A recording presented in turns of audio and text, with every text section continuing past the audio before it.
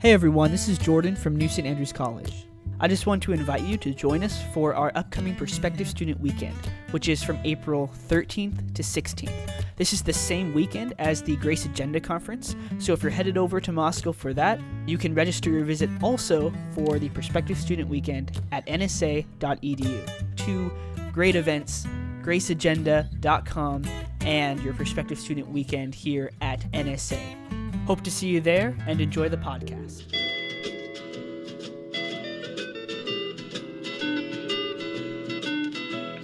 Hear the world calling, but son, don't you listen. They're only trying to drag you back into prison, that's right. Welcome back to What Have You. I'm Rachel Jankovic. I'm Becca Merkel. And I'm still plugging away at this cold.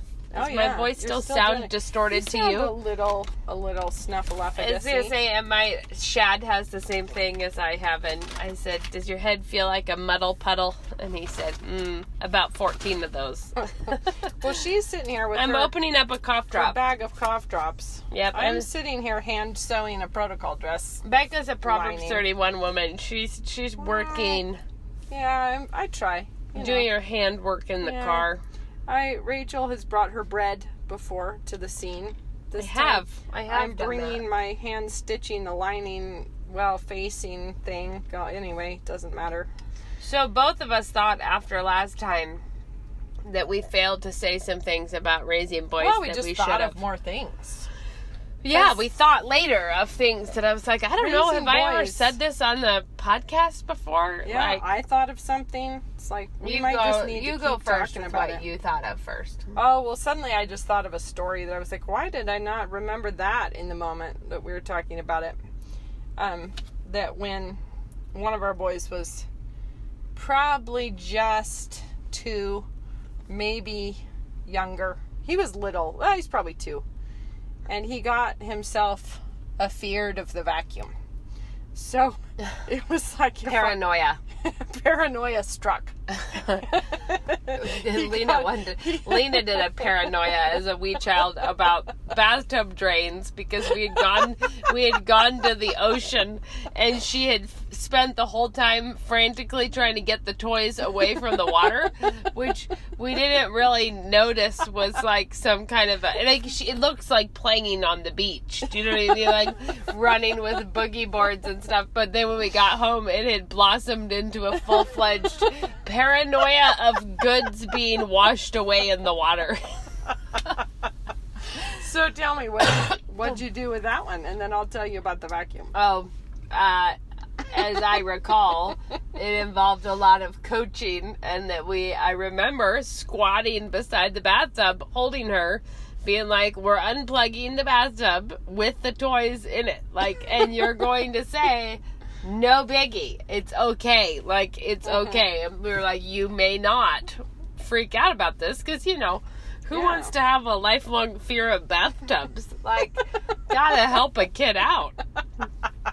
Well, It's a lot of muscling through pulling the drain in the bathtub. Yeah, you know that even though eventually she would overcome it, there's also something to just learning to be brave. Part of it is that You know? you might eventually overcome it, but you wouldn't you have might overcome that, but Yeah. you might have a new fear Yeah. that you don't know how to How to overcome other than outgrowing. Yes, like, and exactly. if you don't know how to take your regular Yeah. fears and overcome them, Right. then your parents have not done right by you. And the thing is, so anyway, he was stressed about the vacuum, and anytime I got the vacuum out, he would really cry. And I think that this had gone on for a while without Ben knowing that it was going on, where I would, I don't remember what I would do, like hold him or something while I tried to vacuum. Anyway, one time it comes to Ben's attention that we're having a fear of a vacuum. And he was like, no, we're not doing this. So then what happened? It's time for a daddy intervention. Daddy intervened. And he insisted upon a full confrontation of the vacuum, which had to end with the vacuum got knocked down. Like, you have to punch the vacuum until it falls over. Panic, fear, stress out, cry. It was a whole thing. and it eventually was like, no, you are gonna face up to this vacuum Look what's coming my way. What's coming? What is it? Let's I think find it's out. a slice We're of having pizza. a delivery. A slice of pizza for me. Oh man, Look, it's gonna. Get your hot slice here! It's gonna pair with your cough drop. That's what I was just thinking. My cherry halls and a piece of pizza. I like that we just got a little guest appearance from Luke. That was good. Yeah. No, but anyway, so it was like, no, you're gonna knock the vacuum down, and that's just what you're gonna do. That's just gonna be your So job. he had to knock the vacuum down. Eventually, he got there, and then the next day, Ben would be like, "All right, you need to go in and knock the vacuum down." Go kill and that it would thing. be like, "Ah!" No, Daddy, and oh, then no. it just every day, it was like, "Now you're gonna go knock the vacuum down." Because that's your new skill. And it was so funny that my poor vacuum took a real beating during that time. But and then once we were like over at Mom and Dad's, and I totally and remember it was like this. we're walking He's past just his little toddler. little toddler walking past the laundry room, and there's the vacuum, and Ben's like, "Go knock it down." And so I remember after it being in a bit, phase where he would it looked like he was stomping on the vacuum's foot. Like he would just walk by and kind of stomp on it. he Like kind of got to where he took sort of he got brave he enough. got a little bit of swagger. Yeah, a little swagger, like, watch me, I'm gonna kick that thing. Anyway, it was like, it was just one of those deals that it's like, it was a little weird panic attack about the vacuum, and so it becomes a chance to be brave. So something I was going to say about this is that mothers are naturally very good at loving their children. Like that's a thing, and aren't we glad Lucky that God Lucky made that so that is easy? the case. But often in mothering, your real need is to be a good leader. Like to lead your sons in the sense of saying, like, no, this is what I want from you. This is what I want to see from you. This is how you're, and having their respect in the sense that they want to follow your instruction, not because you're a man, but because you know what a good man is. And because of that, you're in a position to tell them how to be that. Yeah, and like another time, when Knox was like really like a baby, like in the high chair, sort of a baby, and we discovered that he did not care to have peanut butter on his hands. Like, Or it anything. really bothered him to have, anything sticky or dirty or whatever. He would just sit there and hold his hands in the air and look at us with a pained expression, like, really? You're going to let me have peanut butter on my hands? And so he would just hold them there until you came and wiped his hands off. And then, but it was starting to be like he didn't like to get his hands dirty. So same thing, Ben would just be like, well, we're going in the backyard and you're going to stick your hands in the mud. And he'd be like, Taking a little and trip he'd be like, out back. Nope, because you're not going to turn into this person. Like, we're not going to foster a strange little neurosis and let it turn into a weirdness in you. Like, you're just going to have to go put your hands in the mud. And luckily, he overcame that. And I was going to say about the leadership thing, that's like the knocking the vacuum down. Is like saying, listen, I'm here, you're going to win this. This is, but I need to see this from you. Like, it is inspiring courage in your child. And if your kid is small enough to be scared, he's small enough to be brave, or big enough to be brave, I guess. Like, there's always... If they have something that needs to be overcome, then you need to equip them to overcome it. Exactly. And you can teach them, like, in little baby versions. Like, they have baby version fears, and so you can teach them baby version bravery. Totally. And so one other thing we do with our boys is that we say the fussy dragon. So like if one of the boys, little boys, not the big boys, if a little boy strolls into the kitchen and says something fussy, I will be like, did you hear the fussy dragon? And they're like, Because what? I did. I said, I heard him. And it's like, you need to kill that fuzzy dragon before it eats you up. Right. And we say, if you don't kill it, like, then I'll have to help. it goes on, we say, you kill it or I will. Yeah, like, this is your chance. So Moses is in a phase where he'll say he has to turn around and kill the fussy dragon with a sword and then say something to me in an unfussy voice. Like, I need to hear that the fussy dragon has died. And we will tell them, if you don't kill it, that's Mama's job. So, like, you kill it, and then we'll all celebrate its death and move on. Or, I'll have to kill it in my other ways Exactly. of killing fussy dragons. So that is helpful to them because I'll just say, you know how we know that it ate you up is that we can't hear you anymore. We're just hearing the fussy dragon. Yeah. And it turns out kids are really good at controlling themselves and controlling their voice. Like, they don't have to talk in a fuss. They don't Right. have to do that. Like, you can do it. Yeah. That's, Exactly. And I think I've probably said this on the podcast before, but with little kids, make sure as a mother that you're not talking a baby talk to them such that weird fussy registers seem like what you expect. Yeah. Like, I have a cold right now, so this is probably difficult for me to, I just mean instead of being like, say please mama, but to say, I want you to say please mom, in a clear, Yeah. collected voice, like we're not doing Yeah. special voices that I need to roll a window down, don't you think? Feel free. Getting it all- Be my guest. My yeah. Uh-huh. car is your car. So one other thing that I thought of that I may have also said on the podcast before was about our Rejoice in the Lord Always lunches. I don't remember, but I feel like no matter what it is, tell it again because So I have some of an age group that the fussing discontentment can come upon us. you're kidding me. I know, hard to believe. Actually, I have all of us in I was that going to age say, group. do but you have humans? yeah, Then I think have you some humans at my home. Yeah. And the fussy discontentment can strike at any time. Yeah, I think the thing I mean, though, is that there is a uniquely, before they've really learned the ropes, there is a phase kind of negotiating more. Kind of like, why don't we drive through McDonald's for lunch? So where our kids go for school is actually quite close to the McDonald's, Yeah. which is not really an issue most of our life. McDonald's plays no part in it. But Shad enjoys himself a sausage McMuffin. And so every once in a while I'll get him one after school for lunch. Like, as just he's the only one with me, it's like, that'd be fun. And but some days are just generally fussy days. Yeah. And not in the mood to work through it. Not in the mood to do the stuff.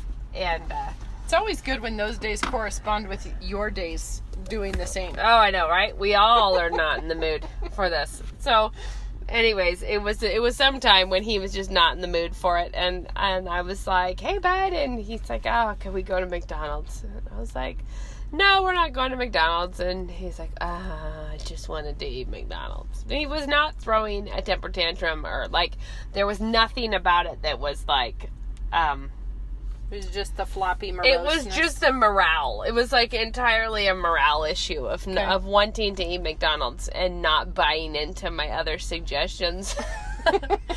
So I was like, and he does not like PBJs. So he doesn't eat them. If he's the only one home for lunch, it's not like I'm making him a PBJ. He has to eat them periodically. But anyways, he wants a sausage thing, and I say no, and he's like, that just is all that sounds good. That's all I want. And I said, well, we're gonna go home, and I think I said, you can have some ham and crackers and cheese, or I could slice you an orange, or I was giving him ideas. And we all know the mood. And where you you're know what like, he's don't doing? talk to me about ideas. I hate your ideas. Although he didn't say that. He just was like, nothing sounds good. And you're like, oh, I think I have some leftover. I was like, no, I don't want it. It's like looking out of the car window on a rainy day with a dark mood upon you. And this is the time when I know my job as a mother is to take no prisoners. We're going to win at this, right? So I just am like, okay, new regime is in town. This is on our way home. I was like, here's what we're going to do. We're going to go have a Rejoice in the Lord Always lunch. We're going to sing Rejoice in the Lord Always now. That'll flush out an attitude. I was like, we're going to sing it. Than... We're singing it up. Shad, me, and Moses. This is our story. This is our song. And I'm like, when we get home. Have we spoken of this before, though? There are certain songs that if you're in a good mood, it's fine. If you're in a bad mood, it causes you to fall into deep evil. And Rejoice in the Lord Always is one of those songs. It's like the litmus test. Is someone in sin? Sing Rejoice in the Lord Always and see if they go up in a fireball. Yeah. Do you clap or do you not? Clap The or other one glower? is Cheer up, ye saints of Yeah, God. well, that's a big one. So anyways, I'm like, we're having a Rejoice in the Lord Always lunch. And I was like, here's how it's going to go. You're having a PBJ, which is what he does not like. So I was like, since we have repudiated other options that you do like, it's clear that what we need is to take a hot minute and be thankful. And so I gave him the rundown. I'm like, I'm making you a PBJ. We're cutting it into 9 pieces. I'm giving you a piece of paper with 9 squares in it. In every bite that you eat with rejoicing in the Lord, you put a star in the box, and there will be 9 stars. That's how it's. Just spoiler alert. Just spoiler, there's going to be 9 of them. There will be 9. You're going to do it. You're going to how sing it's gonna Rejoice go. in the Lord Always at any moment when I tell you to. Yeah. That's how it's going. Yeah. But this is the thing. Here's what happens. Total sweet relief. Like, before we even got there, he was feeling better. Yeah. Like, and then we get there, and he whizzes through that PBJ in no time flat, and then is a complete joy to be around the rest of the day. Like, I feel like we could modify this into, like, your wardrobe. Like, you're you're gonna put on those pants. No, I mean for the moms. I know. You're gonna sing Rejoice in the Lord Always. You're going to have a little star that you're going to put And you're on going to there. be like, I nailed that. I put on Like- that outfit and I rejoiced. And like- therefore, I did what I was supposed see to. my muffin top? And yet I thanked the Lord. Oh, did I ever? So, anyways, but my point is that sometimes it's just a general malady actually needs to be met with a little more proactive confrontation, because you don't want to be spending all your time being like trying to pacify and find a No, way or good give heavens. in or like, I'm so sorry you're having a hard day. I'm not. You shouldn't be. You know? No. But then there's other times when you just have to realize that actually, what's the story that Uncle Gordon always told about Grandma? Oh, yeah. He so was sweet. having some kind of a... He had a horrible bad day. Like, that actually involved him, like, in the snow in a ditch. or a puddle or something. Yeah. And then he got home and she put him in the bathtub and brought in a bowl of Cheerios and floated it in the tub. There's like times when it's just that. It's like just But I give do that. the kid a fun little thing, and other times it's like, nope, this is boot I camp think it's now. just all about balance. Yep. Because if you didn't ever have the boot camp moments, then the bowl of Cheerios in the bath would never be fun. No, they wouldn't. You know what I mean? Like, you'd be the skunk in the tub. Being like, why'd you do this? It's making the milk hot.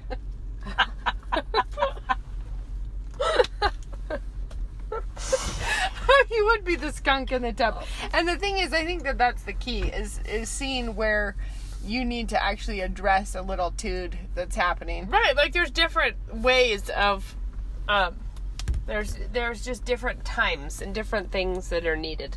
And to every season purpose. Turn. Yeah, definitely do that. I'm just going to speak a moment of my frustration here that my hand sewing is coming up with a pucker, and Well, I can't. Talk about it while I hop out can't to grab a unpucker it. wet wipe out of What my you car to doing? blow my nose so Oh, that my I don't word. snort. You guys. Well, guys, I got my nose good and blowed, and That was 3 days ago. It's just been a little longer than one trip to the car for a wet wipe. That what I said I would do. I did come back. We She just came didn't back. do a good job after that. No, we kind of dwindled off. It was Until like, we were so sick of it that we just we were like, whatever. Yeah. Rachel got out of the car. 3 days passed. we're back. We're a little bit fresher. We're back maybe. in the car, and Rachel's cold is less aggressive. Well, I didn't bring cough drops this She time, but didn't I'll bring leave them. it up to you to wonder if that's because I ran out of cough drops or if it's because I don't need them anymore. No. I finished the dress I was sewing. My daughter's wearing it right now. She's off at Perfect. her event. It turned out super cute. So anyway, we're back in the car again. So, something that we did think we needed to touch on in the last half of this one is talking about a little bit about daughters. I said about sons a while ago that you need to show leadership to your son, not because you are a good man, but because you know what a good man is. Like, and Yeah. you know, and you tell them, and you communicate that. With daughters, it's different because, Lord willing, you are a good woman. Yeah. Like, Lord willing, you're giving them the inside track on Mm-hmm. what it means to be a faithful woman who is doing her faithful woman duties, Right. not, and applying scripture personally first and then to your daughters, and explaining to them how that trickles down in your own life and what it feels like and how you manage it. You can teach your son to be tough in a masculine way without having to be tough in a masculine way yourself. Uh-huh. But with your daughters, you have to model it too, because if Yeah. you want them to have feminine strength, you'd better show them what it looks like. And it's far more common when I'm having when there's a serious issue that we're dealing with, or serious discussion, whatever. It's far more common with the girls than with the boys for me to be essentially opening some cupboard doors and saying, let me explain to you how this goes in your life. Like, Sure. this is how you know, like with a son, it's different. You're pointing to daddy. You're like, look at your dad. Look at these men. This is how we do it. Look at this. Look you know, at like, this biblical look character. at this. Look at this. Yeah. Look at this man. Do like this. With your daughters, you're saying a lot more of, this is how I do it. This is how I take God's word, and this is how I apply it to my life. And this is why I do this thing, or this is why I, whatever. So it's a little bit different, but your qualifications are more important because you're talking directly about something you do know. Yeah. Right? It's a more of an opportunity for hypocrisy. Obviously. True. Obviously more of a one. So one thing that I think we're well established in the fact that we really want our daughters to be well educated. I hope we're well established there. I just think we should throw this out there again, that we're very serious about our daughters being educated, and educated, equally educated to our sons. We don't have any kind of, don't worry about it, you're just a girl. Can and I just have a all we parenthetical? need out of you is tater tot casseroles. The thing that drives me nuts about that particular approach, and I may have said it before on the podcast because I've said it a lot of times in life, but the thing that drives me nuts about that approach is you have such a low view of a woman's calling if you think that, oh, well, it doesn't require any brains to be a mom or a wife or a housekeeper. There's nothing that might be, challenging. No, why would you ever need that? Why would it be a challenge? No. All it is putting Tupperware in the right drawer. Yeah, exactly. Right? And that's like, you couldn't find a feminist be more brutal about the homemaker than many conservatives are about the same role, because they just think, it takes nothing. It takes no skills. Yeah, you don't flat need out. preparation. Why would you need to do more than read a basic recipe? Yeah. You don't even need to double it, because No. you're probably Fractions. not that important. You can't do fractions. Yeah, never double a 2/3 recipe. Speaking of doubling, just as a by the wayside, Daphne asked for a cake I make in the summer citrus cake that I make for her birthday. Okay. And I, knowing how it goes for Sabbath birthdays, doubled the recipe because I always double it. But I inadvertently quadrupled it because I didn't remember that I printed it out doubled. Oh. So I doubled the doubled. Yeah. Mm-hmm. So for the first half, I was thinking, that does seem like a lot of eggs. Yeah. It's 16 eggs. And I was thinking, Whew. 8 eggs, like, that seems like an eggier cake than I recall it being, but it's been a little while. And the other ingredients didn't send up any major flares for me because it was butter and it seemed like about the right amount of butter, but I realized there's also oil in the cake, so Sure. Whatever the case I made, it was when I got to the step of 8 cups of sugar that I was like, what now? Surely not. Like, what kind of a cake is this? And then I realized I quadrupled. Accidentally ideal. Quadrupled. Ideal. Yeah, totally aside. What I'm Anyway. saying is my fine education did not spare me that. I doubled it on up. So, Yeah. but the point is that we do believe our daughters should be well educated, and we believe that they should be well educated, not because we think that they should be doing educational things instead of domestic things, but because we believe their education is us being faithful to God's commandments of how we're to raise them up. Yeah. And how they obey God, equipped like that, is their obedience, right? Right. Like our obedience is we don't get to slack off on what God said of raising them up in the nurture and admonition of the Lord and all of this. And he doesn't say love the Lord your God with all your heart, soul, and mind if you're a boy.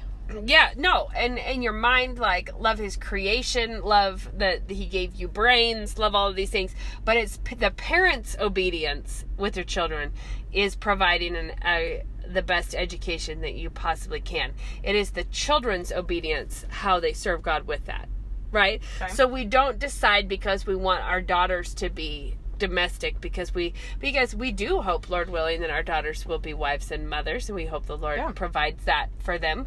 And so we're not educating them in case that doesn't pan out. No. We're educating them because this is 'Cause we our hope part that it of does. contributing to that obedience Yeah. in their life. So but God doesn't say anticipate what position your daughter might end up being in, and then shoot for the lowest common denominator. Like, shoot for the least qualified you can make her for that position. so we see all that just by way of qualification, because what I do want to say is that while we totally believe that, we also believe that Scripture is very clear and in some ways impossibly clear about women's role being domestic, loving their homes and their husbands and the children, and loving, taking care of people. Like being in that domestic role is what the Bible spells out for women. And it spells it out in a way that is also not totally wooden and legalistic. No. And the fact that Deborah, sure enough, she's in the Old Testament, shows you that it's not some kind of strange legalistic doctrine, but it is the overwhelming tone of the Scriptures, which is not to say there's not random strange circumstances now and then. Totally. But the point is it's not enough to point to Deborah and then have that negate all the rest of what the Scripture so says. therefore, when it goes on about, like, and especially the whole thing about older women are to be teaching the younger women, it even touches on how this knowledge is to be passed on. But also, I like that because it shows you that this is something that actually requires learning, wisdom, practice, instruction. Something I wrote a paper on way back in college is the part about the widows. When the church should put the widows on the roll, that the qualification for women going into essentially church ministry as a widow, like being on the roll of the church and working for the church, the qualification was that they would have loved a husband and raised children and been hospitable. Like that their qualifications for ministry was the qualification of doing these really domestic tasks. And that now they need to serve the church in a different way. But the thing that's noticeable about that is those are essential roles that have to be filled, and nobody can do those except a woman. Yeah, and what you were saying, which I thought which is great, is that we don't know where all of our daughters will end up. We don't know if some of them will end up unmarried or if they'll whatever. But that has nothing to do with what we try to do now. Like we don't try to hedge against them. And their education equips them for whatever God calls them to. Hopefully that makes them versatile, clear thinking, creative, problem solving, interested. And that's going to be the kind of thing that they can take with them into whatever phase of life they go into. But being domestic, this is something that kind of bothers me. People act like being domestic is weirdly sort of like no other thing in the universe, where if you, like, let's say that you wanted your daughter to become an engineer, you would never take the approach of, so what we think we're going to do is we'll just wait and see if she becomes an engineer, and if she does, then she can learn how to do it. Or better yet, we're hoping she's going to be an engineer, but unless that materializes out of thin air, we're going to be training her to be a swim coach. Exactly. Because you're probably not doing nothing. You're probably actively pursuing something. But if you want your daughter to be domestic, accomplished, and God willing, a wife and a mother someday, then why would you treat that as something that's like, well, eventually, In the worst case if that scenario, happens, we'll pull something out of the she'll hat. figure it out. We'll do something Speedy style to try can- to, she fill can in the gaps. Subscribe to Martha Stewart when that happens. Oh my heavens. So it's just sort of like, It actually takes a whole life of, and I know I've joked about it, and actually my neighbor, Kathleen, said, you've threatened to write your craft book, and she found in an old, I can't remember the title now, but it was in an old knitting magazine, she found a book that was being advertised that was very much the craft book that I've threatened to write. The spiritual journey among the crafts. That's funny. But part of this, and I know this is funny, but this is a little thing. I didn't get serious about working on knitting or whatever until much later in life, and there were a lot of ridiculous little life lessons that you learn along the way. And yeah, of course you could learn them in other places. Anywhere, yeah. But when I got into it, you're like, well, there's a lot of spiritual growth that can happen in this arena, which is funny, but it can. But what's even funnier to me is that having my daughter at a much younger age learning those same things. And some of them are not. It's not big major truths, but it is things about learning how to deal with your own insufficiencies and things. Like you have to face head on taking on a big project and losing steam partway into it. Like you have to look at these things. But this is just because God helpfully crafted all of life to be sanctifying. But part of the thing I was going to say is simply that I know she is more equipped for not just knitting. She's more equipped for a lot of things in life because she had to work through some of those lessons earlier than me because she was interested. The thing is, I do think it's worth noting that, so my girls, I've got 3 girls in high school right now, and right now their calling, their vocation, their primary vocation is as a student. That's what God has put in front of them. That's their duties. That's what God has called them to. And so, yes, of course, I want them to be domestic, and they're learning lots of things, and I rope them into stuff.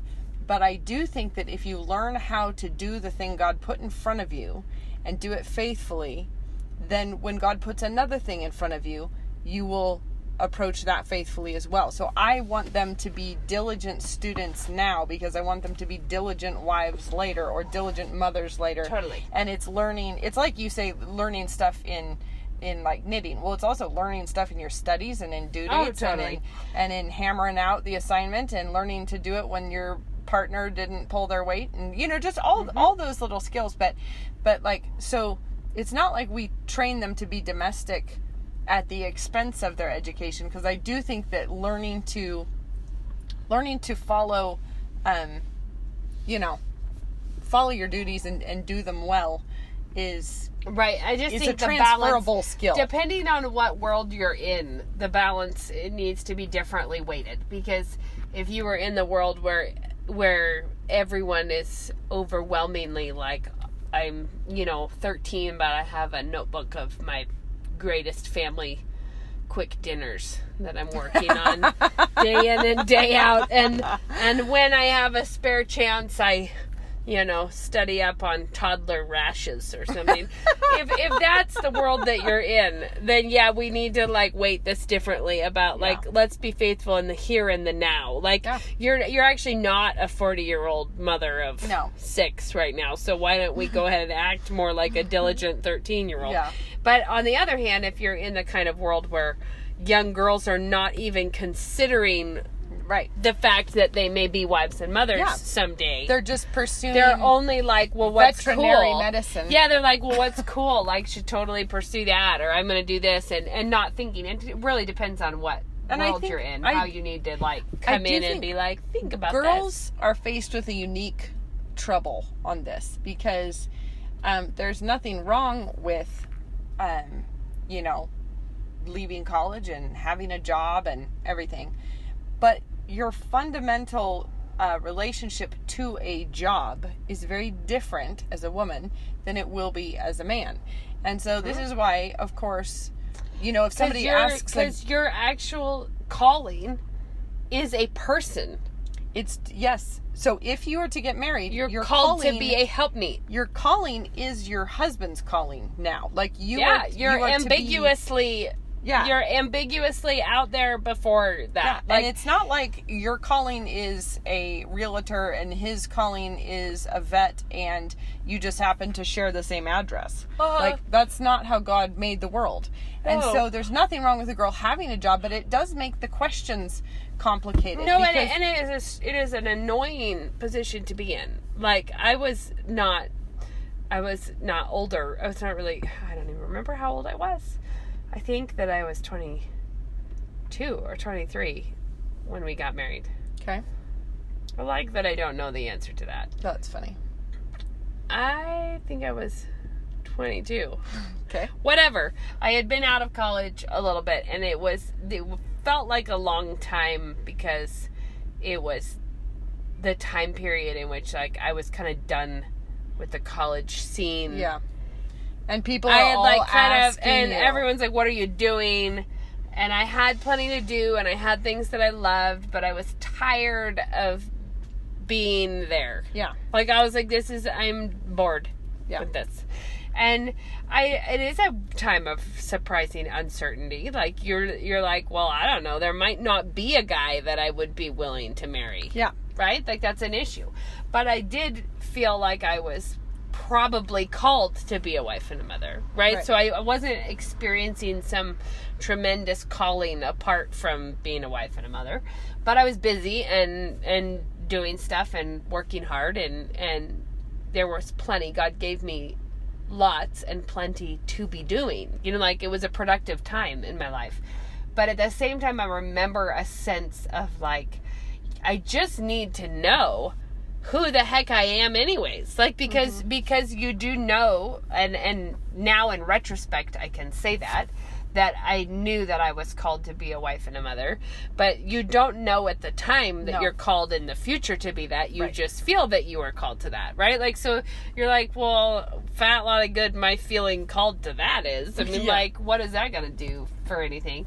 But it is not the same thing as saying you want to raise daughters who have no opinions or easily shaped by, like, that's not what it is. No. It is a woman who has strong opinions about the Word of God, about like you're not raising girls to just be conformable to whatever. You're raising them to you want them to have high standards, to believe that their calling will be their husband's calling. It will be their husband. It will be raising those children. And that's not a weak position. No, and that's a strong conviction that you have to have. And it's knowing that when the right guy comes along, that he will interrupt your life. And in all the ways. And your job is to set that aside. Set aside your things. If you felt like your dream was to go off and become a ballet dancer on a international circuit, and the right man comes along, you have to say... And he says, actually, I'm a sheep rancher. Yeah. And you I have to be don't willing travel. to say, right. So you'd be like, wow. When this gets set aside. Lord, look at what you gave me to put on this altar. Like, look at what you gave me to give up. And, of course, generalizing here, but that's not what God has called husbands to do. Is set aside your calling and your profession so that your wife can fulfill hers. No.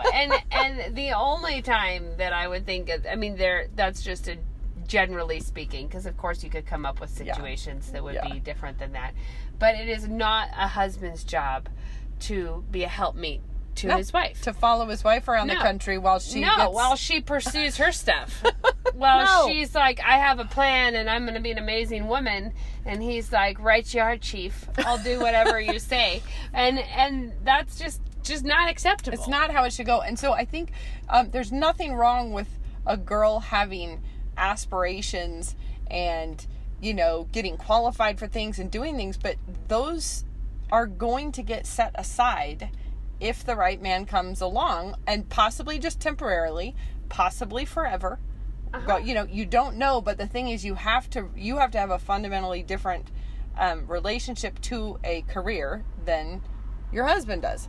And so it's important, as you're training your girls, as you're educating your girls, as you want them to be strong, you want them to be smart, you want them to be creative and high achieving and all of those things. But you also want to teach them that that's all because it's going to equip you more to be the right wife to the right man. I think that this is kind of, I feel like, well, you know, when people will be like, oh, she's just had babies or something, you know, like, oh, she's just doing that, you know, people kind She's of just a mom. She's just a mom, and you're like, that's a pretty funny superpower to go dissing like that. Like, Yeah. she's just someone who actually was able to bring a new life into the world, or just did, you know, and Yeah. you're like, yeah, just because a lot of women have it doesn't make it less amazing. Yeah. Like, it doesn't make it less remarkable. And in the same way, the ability for a woman to be strongly convicted of some things that she would never let go of, and open-handedly enjoying many other things. Do you know what I mean? Like, being willing to let go of things, Sure. but to be busy with enjoying it, doing it, you know, whatever. This is kind of a random thing. I didn't finish that thought. Raising daughters who are that way is not raising daughters who are weak. It is raising daughters who have unique feminine strength. Like, the strength of being like, oh, did I move into a weird apartment in Minnesota now because my husband got a job here? Well, now I'm going to make this the most homey, delightful place to be in Minnesota. Like, this is what I'm going to do. And like, but then loving another place when they are called there, and investing themselves in that place. And I think that that's not weakness to be flexible. It's an incredible strength to be doing that. True. And when we minimize that, like, oh, that's just a pitiful little thing that she's doing because she can't do anything else. Right. You think it's not. It's like saying it's a pitiful little thing that she had a baby, when it's like, well, that was actually a pretty big thing. Well, and I think that the world is so scathing about the biblical role of wife and mother. You have to teach your daughters how to think about it intellectually, how to respond to it emotionally, and how to prepare themselves to be really, really countercultural, because this is the kind of thing that you cannot just assume your daughters will be able to step into it easily with no issue, because with no baggage from our world. This is like swimming upstream in a really fast moving river, and you can't just toss your daughter in and assume it'll be fine. I mean, it's like you have to actually put in a lot of focused and thoughtful work, and you have to know what you think about it yourself, right? You have to be the kind of woman who is doing this, the kind of woman who can articulate it to your daughters, and who can equip them to be that kind of a woman who's going to stand against a major cultural flood right now, and get cool shamed the entire time. Luckily, cool shamed by the most unhappy people on the planet, so it's hard sometimes to take them seriously, but nonetheless. No, I think the most effective cool shaming comes from from the fictional ones. Oh, TV. Yeah. And where they're like, because, well, see, she's so cute and happy. And that's because she's not actually living that life. The fictional ones can be happy because they're made up. And they can overcome in sweet, cheerful ways. Yeah. But we should... Are we needing to wrap it up? Yeah, we could keep on sailing on well, this I think one we'll for a come while, back to. I think we'll come back to girls next time. We kind of let the boys spill over into more than one episode, so I think we'll come back on the girls next time. We should come back on the girls. But until then, I'm gonna go in and feed the troops. I think that sounds like a sound. Like something. It sounds like my job. Doesn't it? Doesn't it? It sounds like the one I have. A little bit like that, sort of like that thing we do in the evenings. Yes. All right. Until next time. Ta-ta. Bye-bye.